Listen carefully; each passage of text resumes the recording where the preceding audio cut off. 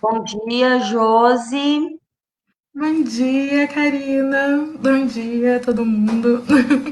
Estamos começando a receber as professoras no nosso ambiente, né, virtual de aprendizagem. Eu só estou compartilhando.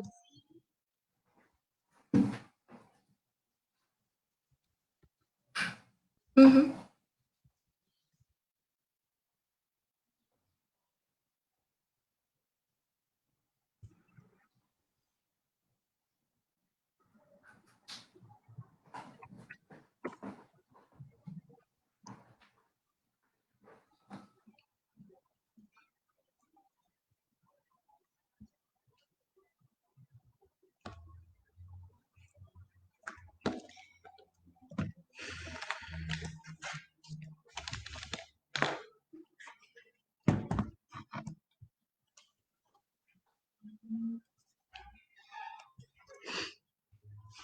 Nós temos várias professoras e professores, Josi, que já estão chegando aqui conosco. Então, conforme elas vão entrando, né, elas vão nos sim. cumprimentando. Bom dia. Ah, bom Bom dia, Josi. dia. Bom dia, gente. Elisângela, mandando um abraço para você. Também temos as meninas da creche Nossa Senhora Aparecida, Mayra, Élida. Então, nós temos um público bem diverso, Josi. Nós Tá temos ótimo. professores das creches municipais, das creches filantrópicas, nós temos tutores acompanhando também, né, a nossa transmissão. Temos atendentes de atividades infantis, os professores de EMEIs também, né? E também temos professores do fundamental, né? Que trabalham conosco, gestores de modalidade creche, que participam com Uhum. a gente do nosso seminário.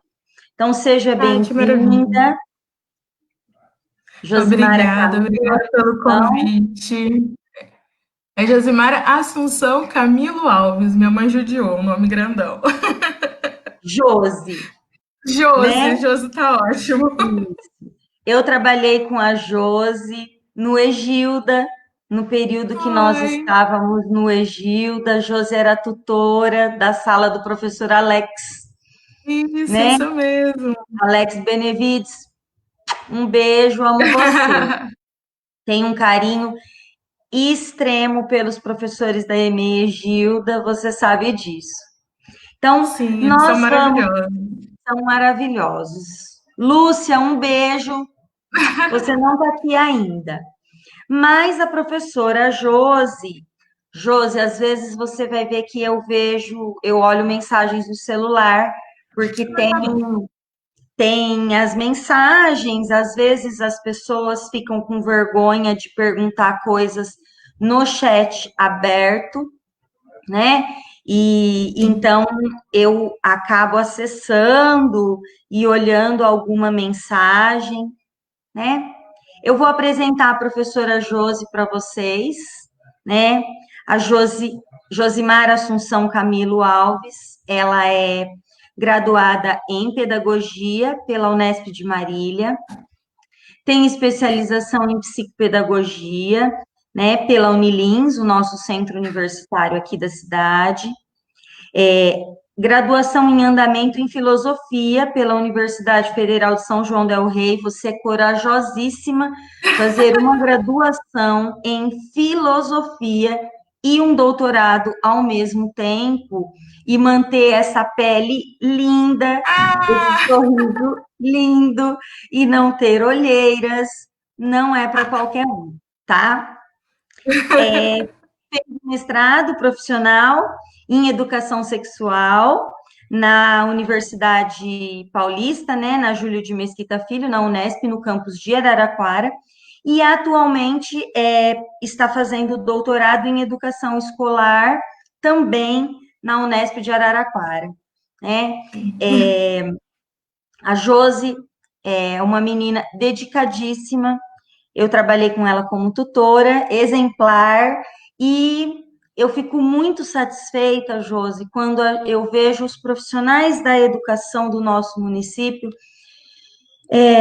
aproveitando essa oportunidade de estudar, de construir uma carreira acadêmica.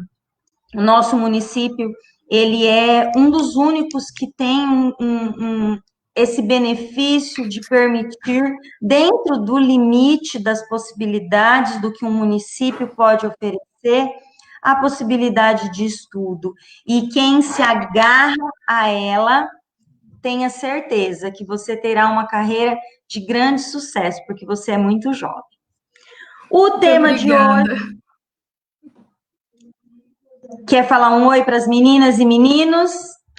Antes da gente Bom falar? dia para todo mundo, que eu estou com muita saudade de todos e todas. Que é um prazer estar aqui, poder conversar e a gente poder bater um papo sobre um tema que é tão caro para mim. Muito obrigada.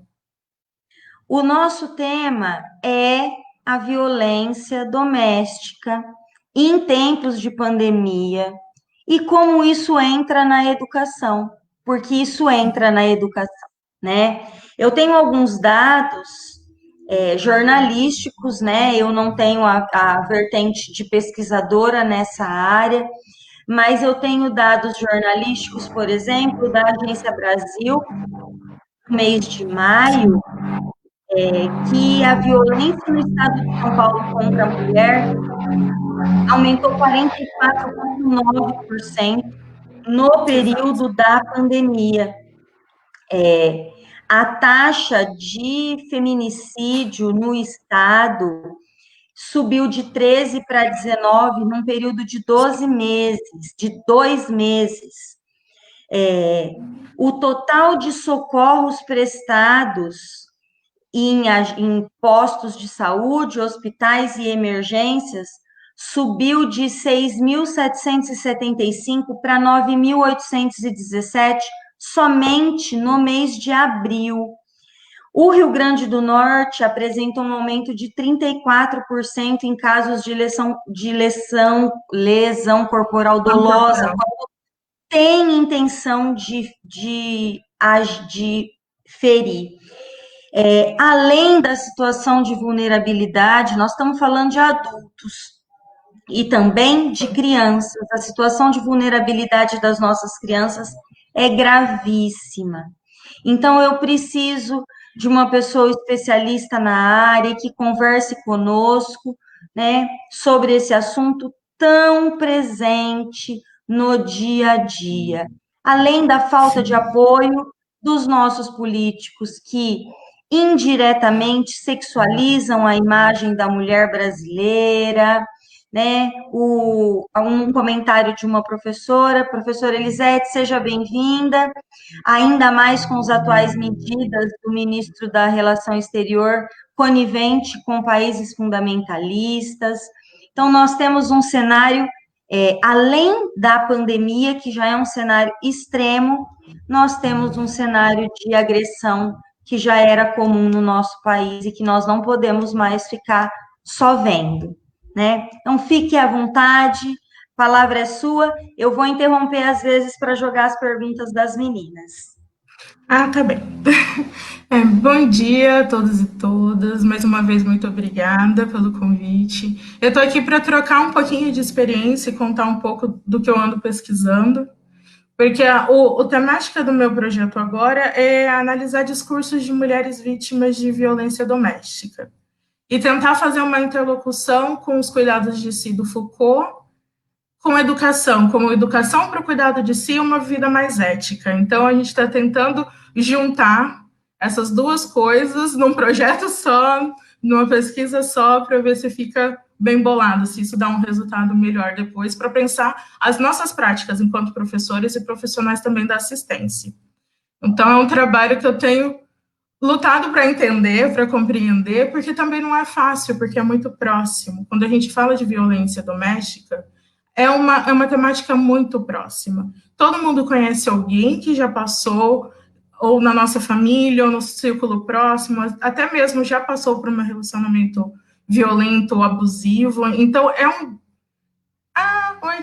Eu fico vendo as pessoas subindo. Bom dia. É uma conversa muito próxima. Nós, mulheres, temos no nosso dia a dia esse histórico de entender, de acolher e de conversar sobre isso com outras mulheres. Então, isso é uma coisa que a gente conversa, que troca. Então, essa troca que eu quero trazer para o meu projeto.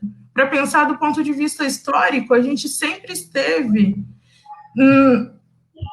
teve presente isso na nossa sociedade, mesmo antes dela se entender enquanto uma sociedade única, uma sociedade nação, a gente sempre teve presente a questão da violência contra a mulher. É uma questão sócio, histórica, psicossocial, porque envolve toda a sociedade. Quando alguém sofre uma violência, isso envolve todo o seu círculo de familiares, amigos e pessoas que se relacionam. Então, isso interfere diretamente nas nossas crianças que estão convivendo nesse contexto de família que sofre violência, e isso perdura para o resto da vida. Na conversa que eu tive com as professoras no Tacílio, a gente estava conversando sobre comunicação não violenta. Aí, o Marshall Rosenberg, ele parte do princípio que a violência é a expressão da tragédia. Quando a gente chega se deparar e quando as coisas evoluem socialmente para violência, seja psicológica, física, dos vários tipos que a gente tem, que a gente pode comentar depois, é a expressão da tragédia da sociedade, a expressão do que não deu certo. Então, isso vem não dando certo desde que o mundo é mundo.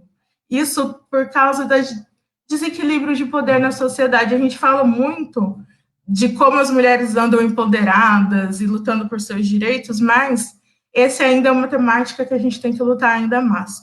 Porque essa questão do desequilíbrio de como as pessoas se veem, desequilíbrio de poder, faz com que alguém, um companheiro ou uma companheira, se ache no direito de dominar o outro sujeito, no caso, a esposa ou quem quer que seja. Então, se acha no direito de mandar, se acha no direito sobre o corpo do outro, no direito sobre a vontade do outro. A expressão da violência também nesse sentido, de que essa desigualdade de poder que acontece nas relações, principalmente nas relações de casais, nas violências domésticas, como a gente está pensando aqui, nasce dessa questão de desigualdade de poder. Um indivíduo acha que pode dominar o corpo, a vontade, o desejo do outro. Então, começa geralmente com aquela, por que você vai sair com essa roupa? Nossa, esse batom ele é muito chamativo. Com quem que você conversa no WhatsApp? Quem são as pessoas que estão? Você foi trabalhar, mas eu vou te buscar, eu vou te levar, eu controlo o seu dinheiro, eu controlo com quem você conversa, eu limito o seu acesso a outras pessoas. Isso tudo são formas de controle. Tem alguma pergunta? Olha, questões culturais, muitas mulheres sequer identificam que estão sofrendo violência doméstica, pois acham que a violência doméstica é só a violência física, né? Que a gente começou a nossa conversa, né? Eu e você, falando de pequenas situações que eu vejo em grupos docentes, em grupos de meninas jovens, né? Eu considero uma 40, 45, 50 anos jovem, ativas no mercado de trabalho, profissionais exemplares, mas que não têm rede social, porque o marido não permite. Sim. Ou que não vai ao mercado, porque é o marido que cuida das finanças. Várias pessoas não gostam de ir ao mercado, principalmente nesse momento social, mas pequenos detalhes de sempre estar com uma camisa mais longa, porque tampa o quadril, nunca usa uma maquiagem, não que seja obrigatório, Sim. Mas a gente percebe que não é só da personalidade dela, né? Sim, são das vivências, das relações que se estabelecem, né? Sim. O que acontece muito, a violência ela está em todos os lugares, ela está na classe mais pobre, mais dificuldades financeiras, até as elites financeiras do país. E ela percorre todo esse caminho, ela não tem diferença de cor, não tem diferença de classe social, então, às vezes, a vivência que a gente tem, a gente nem relaciona isso com violência, porque acha que violência é, como você falou, uma coisa física, não entende que ela parte também de uma questão psicológica, porque ela vai ali minar a sua autoestima, vai minar a sua vontade de se impor, a sua vontade de estar com outras pessoas que podem ser sua rede de apoio. Então, a violência psicológica, ela vai te minando, vai tirando você de você. É um dos relatos que eu tenho escutado e lido bastante. Vai tirando você de você. Você era uma pessoa, antes desse relacionamento, uma pessoa ativa, que conversava, que saía, que fazia um milhão de outras coisas e acaba presa dentro desse ciclo, presa dentro dessa relação que vai tirando algumas coisas de você e você não nota, porque a violência também é psicológica, moral, financeira, patrimonial, além da física, que é aquela que é visível, que é o ponto onde tudo isso já explodiu, o ponto que já não tem aquela volta, né? A violência física é aquela que fica visível muitas vezes no corpo, né? Que a gente começa a enxergar que está realmente passando por uma situação abusiva, por uma relação violenta, começa a enxergar nesse momento e que explode na violência física. Tem uma pesquisadora, ela estabeleceu como funciona esse ciclo de violência. Ela era psicóloga, ela é psicóloga, e ela trabalhava com esse público. O nome dela é Lorraine Walker. Ela é uma psicóloga. Ela cunhou o termo ciclo da violência.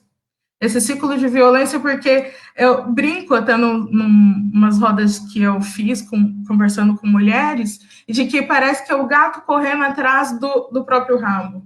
É aquele ciclo que as coisas continuam se repetindo. Ele parte da uma primeira fase, que é a evolução da tensão, que ela deu o nome. Que a atitude e o comportamento do agressor é aquela agressões verbais, ofensas, humilhações. Aí a vítima se sente responsável por aquilo. Nossa, eu que não fiz o arroz direito, eu que usei a roupa errada. Ela se sente responsável pelo comportamento do agressor. Ainda justifica esse comportamento. É o cansaço, é que ele está desempregado, é o álcool. São essas pequenas coisinhas que vão evoluindo essa fase. Aí essa primeira fase vai para a segunda fase, que é a fase da explosão, que ela também pode ser um incidente ou agressão. Nessa fase, o agressor ele comete algumas agressões físicas ou verbais, apresenta um comportamento extremamente descontrolado, e a cada novo ciclo, essas agressões se tornam cada vez mais violentas. E a atitude da vítima, nesse caso, é se sentir fragilizada, ou em choque, ou acreditar que em algum momento ela tem algum controle sobre essa situação, que culmina na fase 3, que é a lua de mel, que aí o agressor passa aquela questão tipo, ele está arrependido, ele diz que se arrependeu. E tudo temporariamente fica no eixo. Ele compra presente, ele ajuda em casa, ele conversa com os filhos, ele brinca com todo mundo. É uma fase relativamente curta, porque ela volta depois para aquela primeira fase de tensão, de que um arroz errado, a comida que não aconteceu no jeito certo, segundo a postura desse companheiro ou companheira, torna um momento para pequenas brigas, que vai aumentando até chegar de novo na fase 2 e volta para a fase 3. Então, é aquele ciclo que fica meio que interminável, uma coisa leva a outra, que leva a outra, e continua rodando dessa forma. Então, essa pesquisadora, a Leonor Walker, ela cunhou esse termo do ciclo da violência porque ela viu que isso se repetia em várias das mulheres que ela atendia enquanto psicóloga no trabalho que ela realizava. Então, às vezes a gente pensa que não, ele tá... Não, é só um descontrole momentâneo, às vezes não. Às vezes, quando a gente para pensar, a gente está vivendo esse ciclo e nem conseguiu realizar isso.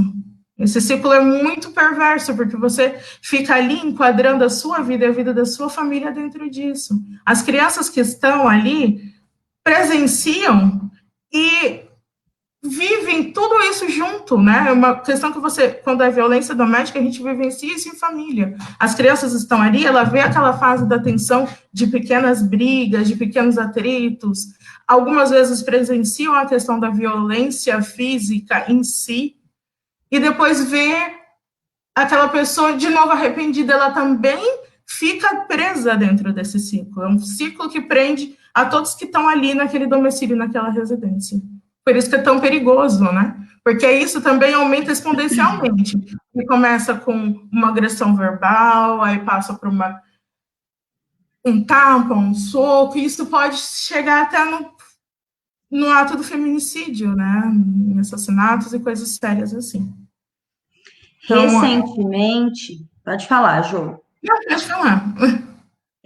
Você falou sobre essa relação implícita da justificativa que os homens usam.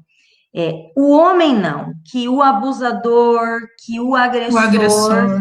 né, não, nem sempre é o homem, né, pode ser a mulher também, infelizmente, em geral, é o homem, não existe só o termo feminicídio, não existe a palavra machicídio, né? Significa Não. que quando uma mulher mata um homem, é o homicídio. Então, mas o homicídio é qualquer tipo de morte. É Exato. completamente diferente. Então, até etimologicamente falando, a gente tem esse tipo de preconceito linguístico. Mas, recentemente, o ex-técnico da seleção brasileira de futebol, o René Simões, ele deu uma entrevista na rádio de Campinas a respeito do retorno do futebol. Então, a discussão era a pandemia. Se volta ou não volta. E no meio da fala, ele disse que tinha que voltar ao futebol, porque ele já estava com amigos batendo nas esposas.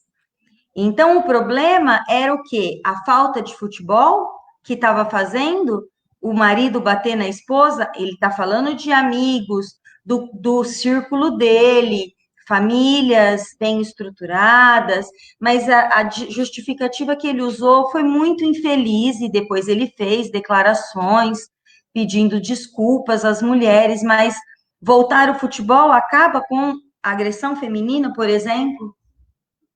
De jeito nenhum. Para você ver como isso está tão enraizado, né? Porque ele falou isso naturalmente numa entrevista que ele deu. Naturalmente ele falou, então, se não voltar ao futebol, meus amigos vão bater na esposa. Como se isso fosse natural. A gente tem que quebrar com essa naturalização. A gente tem que quebrar com essas questões de que, acontece mesmo, acontece no vizinho, eu não vou me meter.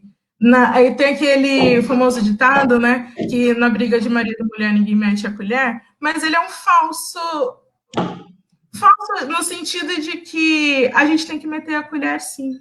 Porque não é natural e não é normal que uma mulher sofra esse tipo de abuso. Não é normal, não é natural que a mulher seja violentada dentro de casa. Então, a gente tem que quebrar com essa noção de que, ele estava, tadinho, estressado, acabou se exaltando. Não, a gente tem que desconstruir essa ideia de que é natural, de que acontece mesmo, que vai acontecer. Porque sempre aconteceu, não quer dizer que tem que continuar acontecendo. Então, o nosso trabalho enquanto educadoras também é visualizar isso, que a gente ensina que meninos e meninas podem brincar de todos os brinquedos, podem participar de todas as ações, a gente ensina também a questão do respeito com o colega, o respeito aos outros amigos, ao respeito aos funcionários da escola. Esse é o trabalho base, porque nem sempre os pais em casa conseguem fazer esse trabalho. As crianças às vezes passam mais tempo conosco do que na própria família. Então, a gente acaba ensinando que tem que respeitar todos de uma mesma maneira. A gente tem que tratar todo mundo com a mesma maneira. E que não é aceitável eu encostar no meu amigo sem que ele me dê autorização. Eu sempre brincava com as crianças falando, seu amiguinho não deixou, você não pode nem abraçar. Se seu amiguinho não está confortável, não quer dar um abraço, é prioridade dele. Ele escolheu não quer dar um abraço. Em outro momento, ele vai te dar um abraço. Então, esse é um trabalho muito de formiguinha, um trabalho de desnaturalizar essas situações que são violentas e começam violentas desde a infância, porque às vezes as crianças replicam aquilo que elas veem em casa. Então, o nosso trabalho é um trabalho muito de base, um trabalho muito essencial nessa questão. E Tem muito uma difícil pergunta, também. tem uma pergunta da professora Elisete. Essa naturalização da violência, ela contribui para que os filhos que vivenciam esse ciclo no ambiente doméstico se tornem abusadores na vida adulta? Então, essa é uma questão muito complicada, porque, veja só, a gente está falando de uma construção de indivíduos. Se você. Eu falo que eu brinco, né? Porque tinha um vizinho perto da minha casa que eles só se gritavam, eles não conversavam, era grito, briga. Então, essa criança, se você briga com ela, gritando, gesticulando, isso para ela é o normal, isso para ela está ali enraizado no que ela compreende como relações. Então, o nosso trabalho é quebrar com isso, porque a criança está acostumada a levar porrada, essa criança está acostumada a levar porrada. Então, o nosso trabalho ali é quebrar com isso. Para falar, afirmar que uma criança que sofreu abuso vai ser um abusador no futuro, a gente não pode afirmar isso. Acontece? Acontece porque ela está replicando aquela relação que ela vivenciou a vida inteira. Se ela está acostumada com porrada, ela não sabe responder de outra forma as questões da vida. Então, se por exemplo, uma dessas crianças que vivenciou uma relação abusiva dentro de casa, ele replica essa relação abusiva porque ele acha que essa é a forma de lidar e nem todo mundo, não dá para generalizar, é claro, mas nem todo mundo consegue quebrar com esse ciclo depois. Nem todo mundo consegue enxergar as relações de outra forma. Claro que acontece, muitas crianças que foram abusadas na infância não se tornam abusadoras, mas acontece que pode ser que aconteça, porque você não sabe replicar outro tipo de relações. As relações, você só sabe lidar com violência e responde com violência. Então, não é tipo minimizando as atitudes, porque se você se tornou um agressor, isso tem todo um trabalho, todas umas questões. Tem muitas pesquisas que vão de encontro e trabalham com o agressor diretamente para entender o porquê ele achou que podia fazer aquilo e por que a resposta de violência foi tão contundente dentro de um relacionamento. Então, há várias pesquisas estudando isso também. Mas eu não posso te afirmar que uma criança que sofreu abuso vai ser um abusador, mas isso pode acontecer porque ela replica aquela relação que ela sempre vivenciou. Que ela não consegue quebrar com esse estigma. O que era o comum para ela? Se era Exatamente. comum para ela, né, a vivência em um ambiente solidário, um ambiente dócil e acolhedor, e depois a violência diária, né? É difícil quebrar esse ciclo, realmente. Exatamente. Você precisa de muita força interior para entender que isso não tem a ver com quem você é. Né? É uma construção psicológica muito complicada, tem muitos estudos a respeito. E essa é uma linha que a gente pode pensar, né, de replicar essas relações. A professora Luciana está aqui falando, é tão difícil conseguir mostrar para a pessoa que ela está em um relacionamento abusivo. Em maneira geral, as pessoas não aceitam. Não, porque é difícil você entender que às vezes você vai ser a vítima, que você está sofrendo e você é a vítima naquela posição. É difícil você entender que você está sofrendo um abuso, porque você idealiza o relacionamento. Você conheceu alguém tão legal, como é que eu vou estar sendo vítima desse relacionamento? Como que isso se tornou isso? É muito difícil enxergar. Às vezes a gente passa a enxergar quando isso se torna agressões físicas, porque fica a marca, a gente vê. Mas é difícil enxergar que um companheiro fala, não gosto dessa roupa, não é cuidado, porque a gente também naturaliza essa questão do ciúme e da agressão, de que homens, ou agressores de modo geral, são aquelas protetores, ele está me protegendo, ele está cuidando de mim. Sem entender que não é bem assim que as coisas funcionam, porque, voltando de novo na naturalização dessa relação que é abusiva. A gente vê isso em novela, a gente vê isso em filme, a gente vê isso em desenho animado quando a gente é criança, tem o Pedrito arrastando uma mulher da caverna pelo cabelo. Então, aquilo transparece cuidado, só que não é. Eu lembro que quando era criança, o menininho estava implicando comigo. A minha mãe ficou muito brava, mas alguém veio e falou para mim, é porque ele gosta de você. Como violência é gostar? Como violência é cuidado? Como que a gente vai quebrar com isso? Para entender que não.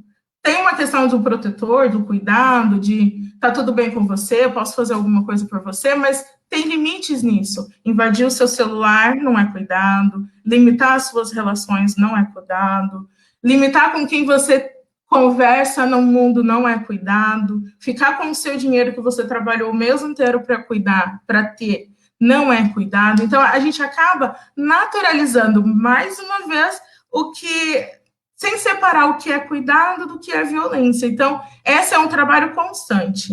É um trabalho que a gente tem que fazer, ouvir as pessoas que estão no nosso entorno, porque às vezes aquela colega de trabalho de dar um toque, mas é muito difícil, é realmente muito difícil aceitar que você está vivendo uma relação violenta, uma relação de abuso. Porque ninguém quer ser vítima. Ninguém quer ser vítima. Ninguém quer passar por isso. Então, a nossa diretora Mislaine colocou a questão da naturalização da violência em músicas e filmes, as letras antigamente, 10 anos atrás, a gente falava que era letra de funk, mas o sertanejo, o samba, ele carrega essa questão da masculinidade muito forte, e a romantização também mas ele me ama. Ele não quer que eu saia com uma blusa decotada, porque ele ama meu corpo. Assim, ele quer só para ele. Isso é amor, gente. Vocês não estão entendendo. Fui eu que realmente eu estava conversando no WhatsApp com outra pessoa. Eu merecia apanhar, né? Não foi por querer. Aí a gente volta numa pergunta que eu quero fazer para você sobre a sua tese de doutorado. Você falou, né? Sim. A questão da análise do discurso de mulheres que são agredidas pela vertente do Foucault, né? Então, o que você tem para me falar sobre o vigiar e punir, os corpos dóceis? Por que nós, mulheres, somos tão pacatas e tão coniventes com isso tudo? Então, o Foucault, que eu tenho estudado, que eu comecei a pensar a respeito, ele parte do princípio de que os nossos discursos são parte do que ele fala de uma rede de saberes e de poderes. Então, a gente começa a pensar que aquilo que é construído discursivamente vai influenciar em quem a gente se torna, nos saberes e nos poderes daquilo que a gente acha que é normal ou natural. Por exemplo, esse discurso de que mulher tem que ser assim ou assado, vestir essa roupa, ou, nossa, ela estava na rua essa hora da noite, esses tipos de discurso criam um saber de, por exemplo, né, socialmente aceito, de que uma culpabilização da vítima, uma palavra difícil, de que ela não devia estar em determinado local, ela não devia ter saído, ela não devia ter feito isso, ela não devia ter feito aquilo. Trocando por miúdos, a gente cria uma noção de que a vítima, no caso do abuso ou da relação violenta, ela também é culpada de alguma forma. Então, essa construção de que mulher tem que estar cuidada ou protegida dentro dessas questões sociais foi naturalizada, essas relações foram construídas a partir daí. A gente construiu um saber que se tornou um poder depois, dizendo que, olha, mulher tem que se vestir assim, tem que ser assado, ela tem que brincar dessa forma para ela ser mãe depois. A gente naturaliza papéis sociais de gênero, porque fala que o homem tem que ser o provedor, de que a mulher tem que cuidar da casa dos filhos e que é natural que ela cuide dos filhos. No momento de naufrágio, mulheres e crianças primeiros, não é porque eu estou cuidando dessa mulher, é porque essa mulher vai cuidar dessa criança depois. Então, esses papéis discursivamente foram construídos assim, e a gente cresce escutando isso. A gente cresce ouvindo que a gente é responsável pelo lar e pela casa. E é muito difícil quebrar com isso depois, se você cresceu o tempo todo escutando que é sua responsabilidade cuidar de tudo e de todo mundo, tendo o primeiro, segundo, terceiro ciclo de trabalho, né? Porque mulheres trabalham fora, trabalham em casa, cuidam dos filhos, agora dão aula, ajudam nas aulas online, tudo isso, e isso é responsabilidade da mulher socialmente, porque ela entende isso. Esse discurso foi tão forte que ela arraigou isso dentro dela. Ela acha, algumas mulheres ainda acham, que esse papel é só dela, que essa responsabilidade é só dela. O Foucault também vem falar que tudo isso, toda essa, também cria possibilidades de luta, de reflexão, de pensar outras coisas, porque o poder ele não é horizontal, ele não é de cima para baixo.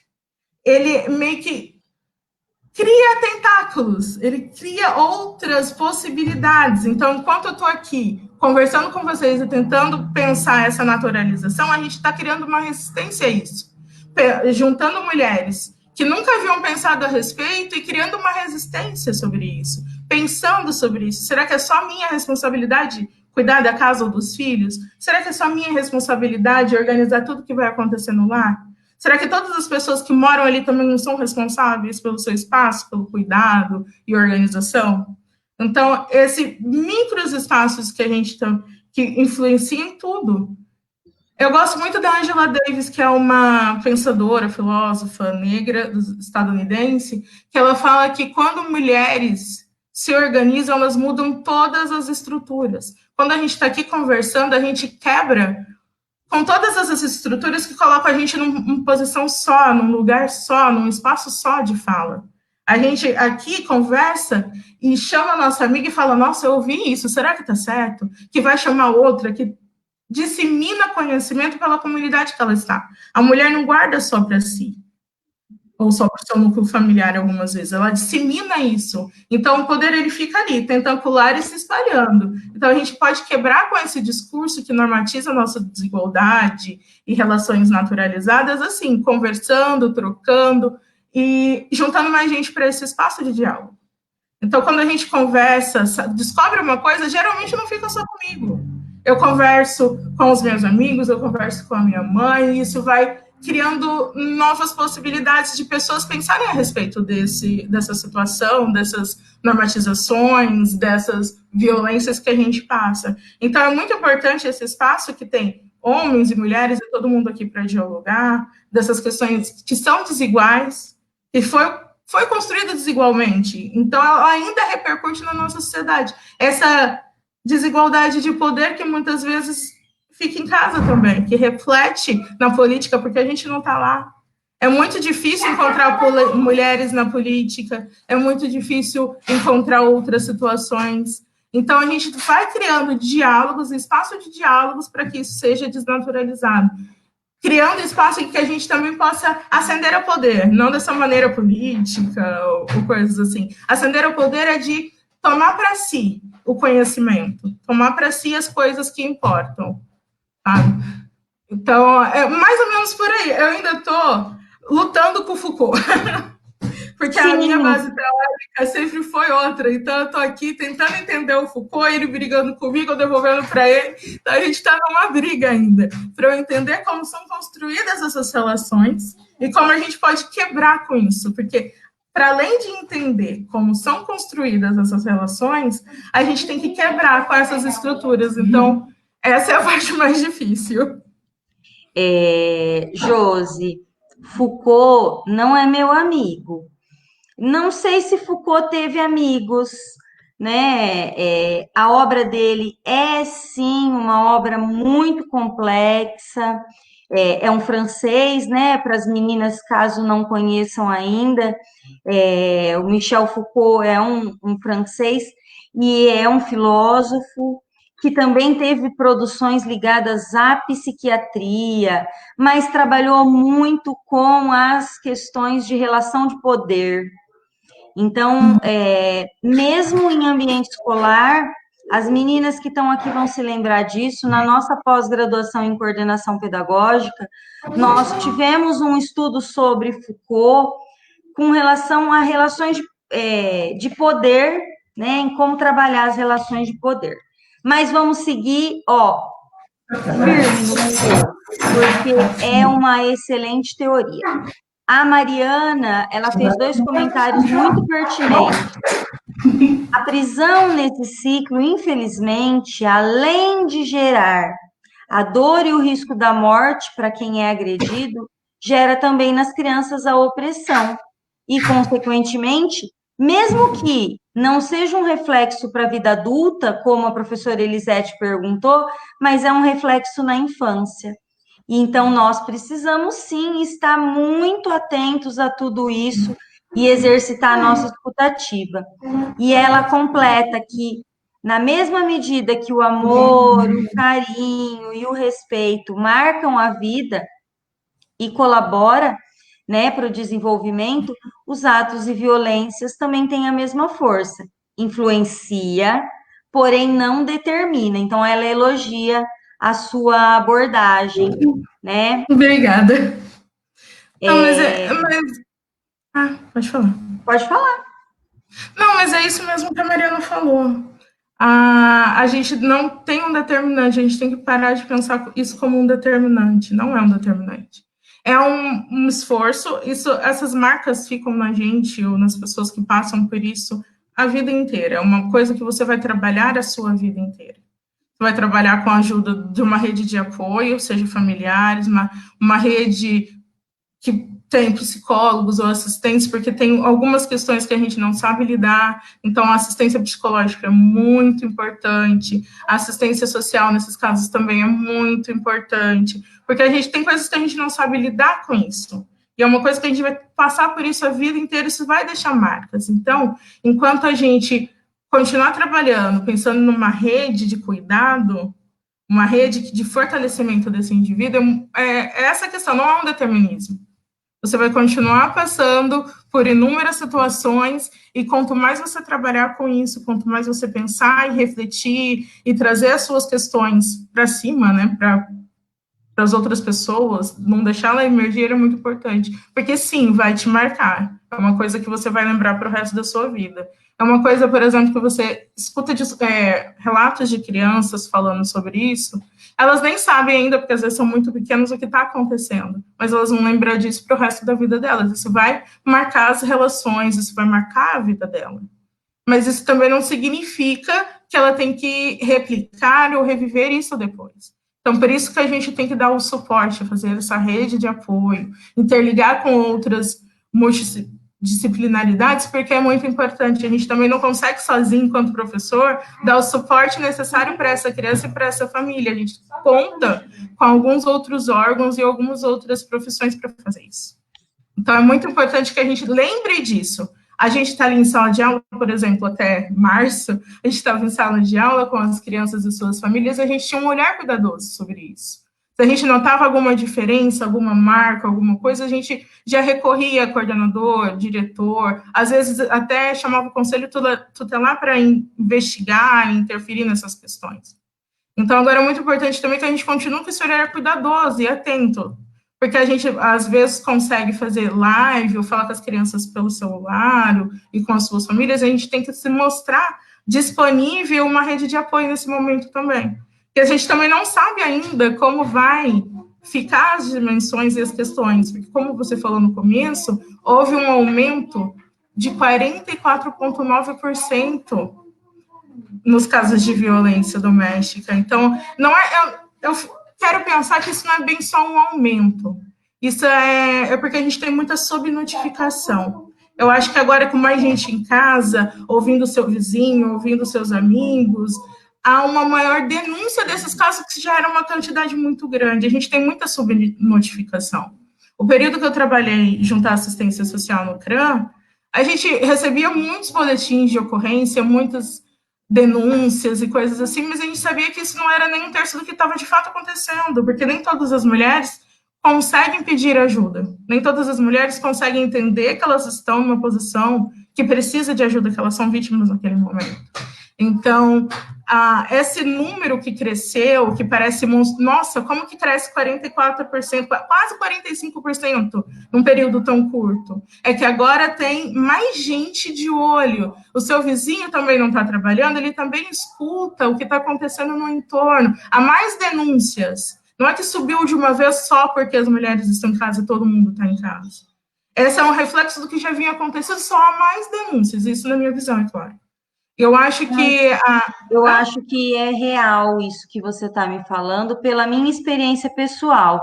Eu não ficava em casa, e nesse período que eu fiquei nos últimos 30 dias, eu tive a infelicidade de ouvir realmente e de presenciar situações de violência doméstica, duas situações, e tentar ajudar e tentar intervir, mas que possivelmente já aconteciam, mas os horários que a gente estava em casa, porque todo mundo sai às 6, volta às 7 da noite, não eram os horários que aquilo estava acontecendo. E conosco em casa, isso que você está falando faz muito sentido, Josi.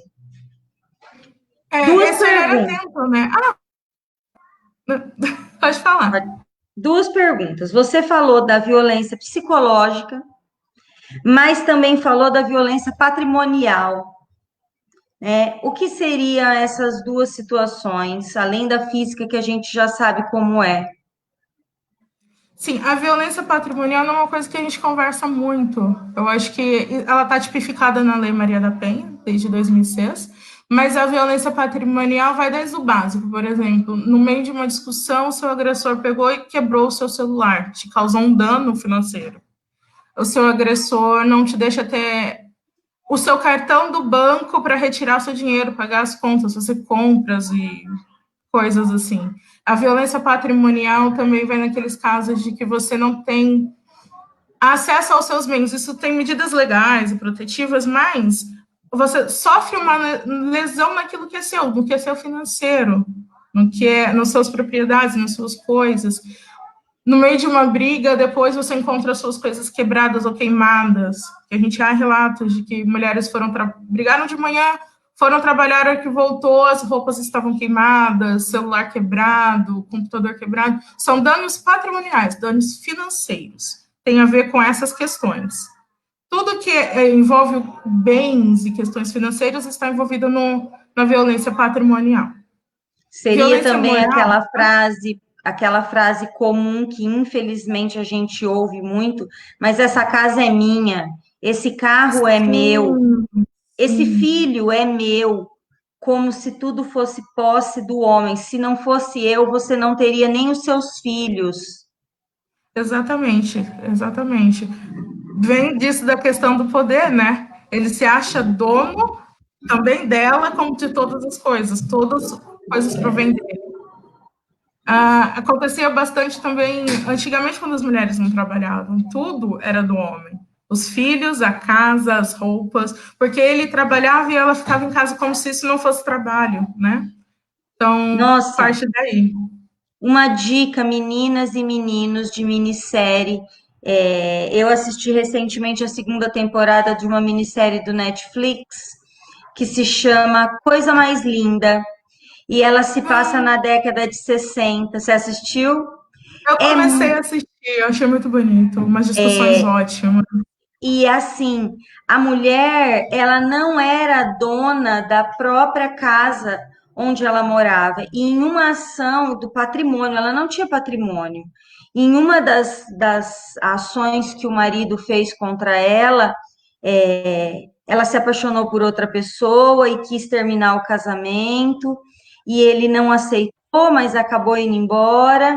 E alguns anos depois ele retorna e ele toma para ele um restaurante que ela tinha construído junto com uma amiga, com o trabalho mesmo manual, construindo tudo. E o patrimônio é dele. E ele deixava, a minissérie mostra isso de uma forma muito delicada, e em como é que a mulher não tinha direito a ter nada, nem o fruto do próprio trabalho. Muito Antigamente, machista. as mulheres precisavam de autorização para trabalhar, ou do homem da família, caso ela não tivesse um pai, um irmão mais velho, algum homem que autorizasse ela a trabalhar.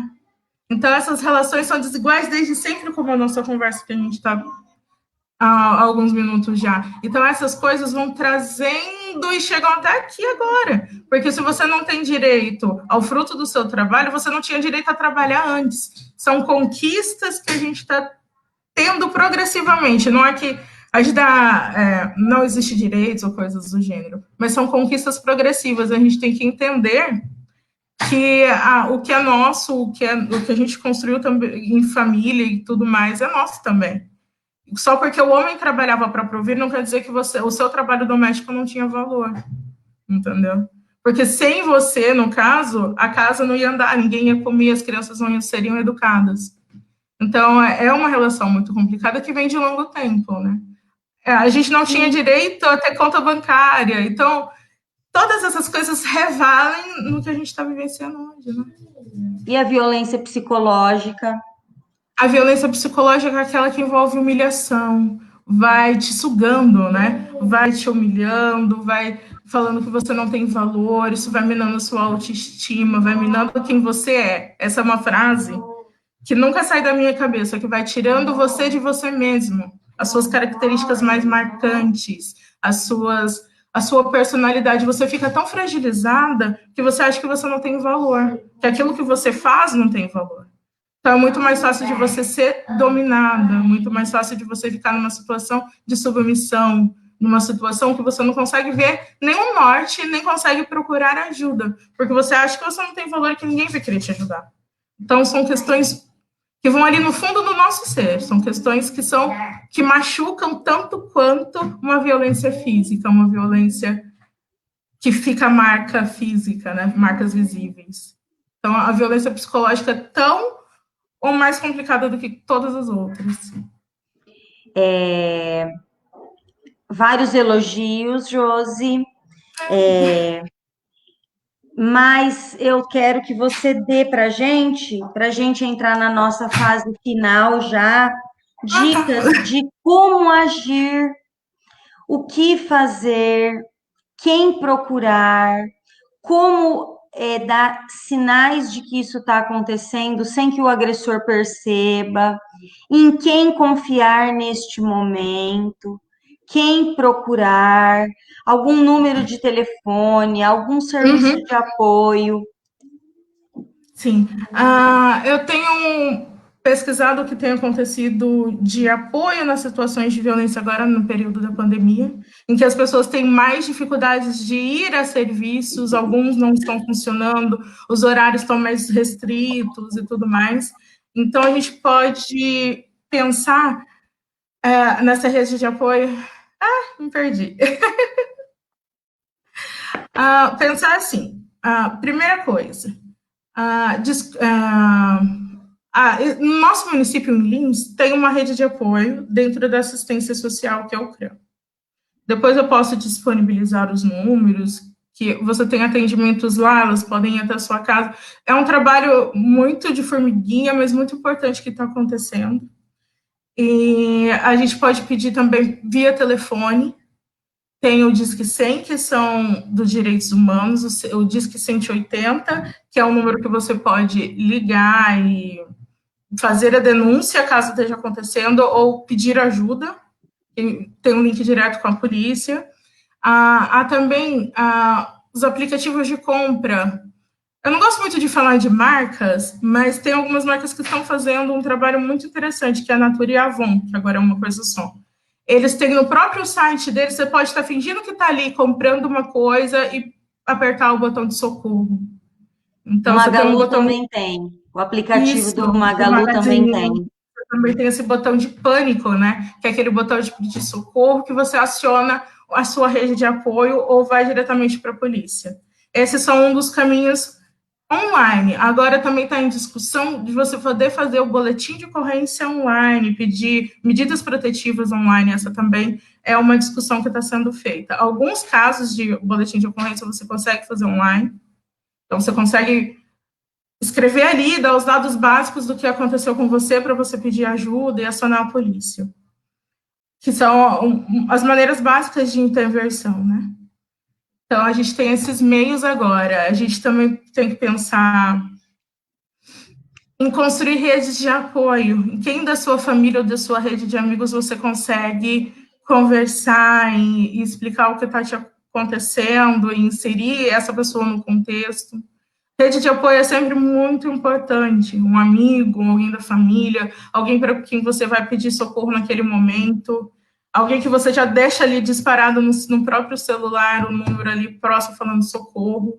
Então, essa rede de apoio é muito importante agora.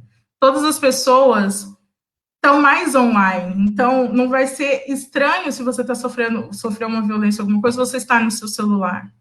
Então, esse período, a gente tem isso de bônus, né, de tudo isso que tem acontecido enquanto sociedade, então a gente consegue pedir o apoio também online. Mas sempre pensar que o importante é estabelecer uma rede de apoio, ter conversas com os amigos, com familiares. Se está acontecendo de você estar sendo minada, de nossa, por que eu não estou podendo ficar com os meus amigos? Porque a gente às vezes não raciocina que isso é uma violência. Tentar trazer isso para a conversa com esses amigos. Olha, aconteceu isso. O que será que está acontecendo? O que você acha? Trazer mais pessoas para o seu entorno como rede. E no caso das crianças, eu andei pesquisando também. O Ministério Público do Paraná e de alguns outros estados soltou uma nota falando do que, enquanto professores, a gente pode fazer nesse caso. Por exemplo, algumas professoras, tem crianças que já estão... sim, o Alex colocou o endereço do CRAM, que é o Centro de Referência e Atendimento à Mulher. É muito importante a gente ter esse número, esse endereço salvo com a gente, no caso de uma necessidade própria, necessidade de alguém, porque elas vêm, as psicólogas, assistente social, vêm ao seu encontro e te dão um suporte jurídico do que você tem que fazer, onde você tem que ir, suporte psicológico, o suporte de que meios da assistência social você pode encontrar, o que pode te ajudar a você sair dessa situação de violência. Então, dentro de Lins, a gente tem esse privilégio de ter um serviço como esse. E também pode entrar em contato com o Conselho Tutelar, que eles ligam diretamente às questões da assistência.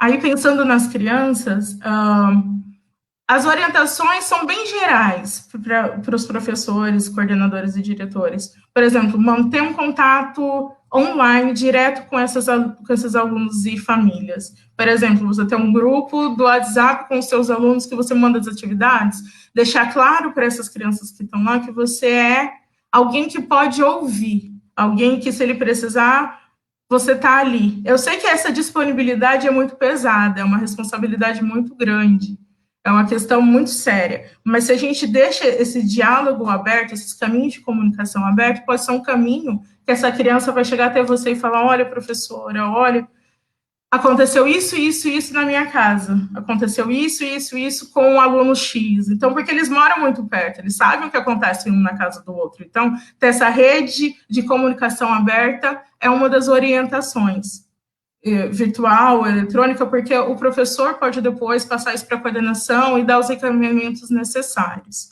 Também sugeriram deixar disponível materiais, orientações em materiais, cartilhas, que tem no próprio Ministério Público, no CRAM também a gente criou uma enquanto eu estava trabalhando lá, a gente tem uma cartilha que fala o que é abuso, o que é violência, coisas bem básicas e bem simples, que todas as pessoas conseguem compreender e deixar isso disponível para a comunidade. Porque se você às vezes você não consegue entrar em contato, mas se você lê, você entende aquela situação e você pode buscar algum tipo de ajuda. Nesse período de quarentena é muito difícil isso tudo que a gente está passando, porque já está um período de tensão, que aumenta essas questões de violência. E tem sempre esses canais, nem sempre é fácil para a gente enquanto professor, mas ele é um instrumento muito importante. Deixar esse instrumento de comunicação aberto a todos, falando, olha, comunidade, vocês podem pedir socorro, pode pedir ajuda, orientação a partir daqui.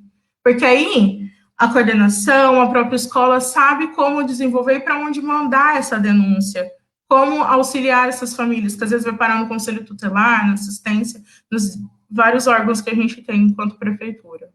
Então, sempre lembrando que tem o Disque 180, que a gente pode ligar, fazer denúncias ou pedir socorro, e também o Disque 100, que são de violações de direitos humanos, mas também ajudam nesses casos. Josi, eu acho que era isso, mas eu tenho muitas coisas para filosofar com você. Vamos conversar mais. Muitas, muitas, mesmo. Hoje, eu vou deixar na tela para a gente encerrar a nossa conversa, o endereço que o Alex disponibilizou para a gente do CRAM. Eu acho importante afirmar as políticas inclusivas e de respeito aos direitos humanos do nosso município, com relação à população LGBT, né? Com relação aos direitos das mulheres, com relação aos direitos da primeira infância. O nosso município é um município onde os conselhos são muito atuantes e onde nós temos profissionais engajados e comprometidos realmente com a solução desses conflitos. O Conselho Tutelar é nosso parceiro, né? Nós podemos contar com o Conselho Tutelar, né? Como nosso apoiador. Muitos lugares a gente fala, mas o Conselho Tutelar só olha para as crianças. Não, o Conselho Tutelar está com a gente. O CMDCA, né? O Edcinho, nosso presidente do Conselho Municipal da Criança e do Adolescente, é muito presente conosco. E então, assim, valorizar as coisas que o nosso município tem. Um abraço para as meninas lá do Paraná, né? Que chique!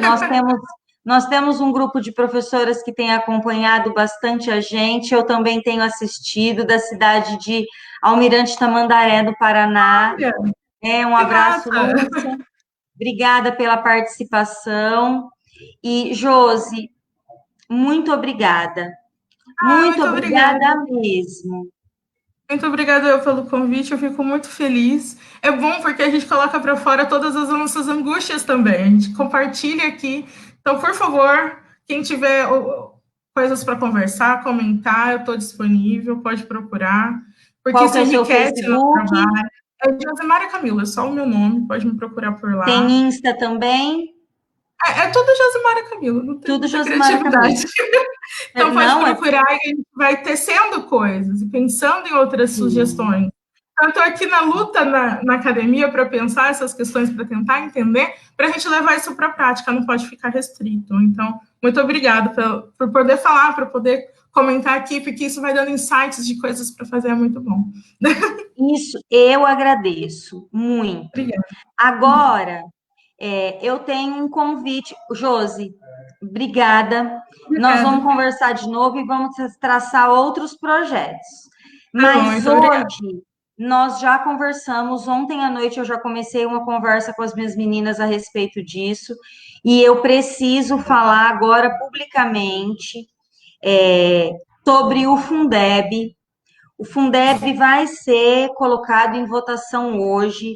E agora, neste momento, pelo Facebook da Undime, está acontecendo um ato, né? Começou às 10 e acaba ao meio-dia, um ato Undime pelo novo Fundeb. E o nosso município, como a maioria dos municípios do Brasil, é vinculado à Undime, que é a União dos Dirigentes Municipais de Educação. A dona Denise, nossa secretária, faz parte, né, dessa discussão, e é a discussão do momento. Nós precisamos do Fundeb, e não é qualquer Fundeb. Então, eu vou indicar alguns textos de leitura para o HTPD dessa semana, as professoras de creche, mas eu preciso que vocês se engajem nessa rede.